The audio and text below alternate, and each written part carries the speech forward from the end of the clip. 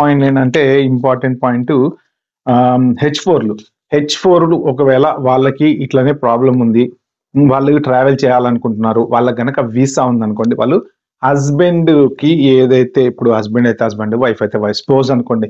So స్పోజ్ H1 I797 ఏదైతే ఉంటుందో దాన్ని బేస్ చేసుకుని కూడా వాళ్ళు ట్రావెల్ చేయొచ్చు అనమాట. అంటే కొంతమంది డిపెండెంట్స్ కూడా స్టాంపింగ్కి వెళ్ళిన వాళ్ళు ఉంటారు, లేకపోతే ఏదైనా పని మీద వెళ్ళి కొంత హస్బెండ్ వర్క్ చేస్తుంటే వైఫ్లో ఏదైనా పర్సనల్ పనుల మీద వెళ్ళిన వాళ్ళు ఉంటారు, లేకపోతే ఇల్లు కొనుక్కొని గృహప్రవేశం చేసుకోవడానికి ఏవో రకరకాల రీజన్స్ ఉంటాయి కదా. అలాగే ఎవరైనా సరే మీరు స్టాంపింగ్ ఒకవేళ అవ్వకపోయినా మీకు ఇప్పుడు వ్యాలిడ్ స్టాంపింగ్ ఇంకో 10 రోజులు, నెక్స్ట్ 20 రోజుల్లో ఉంది, లేకపోతే జనవరిలో ఉంది, లేకపోతే దానికోసం మీరు వెయిట్ చేస్తున్నారు అంటే వ్యాలిడ్ స్టాంపింగ్ కనుక ఉంటే మీరు మీ పార్ట్నర్ ఎవరైతే ఉన్నారో వాళ్ళ స్పౌస్ I797 వ్యాలిడిటీ కనుక ఉంటే మీరు వాళ్ళ దాని మీద వెనక్కి రావచ్చు అనమాట.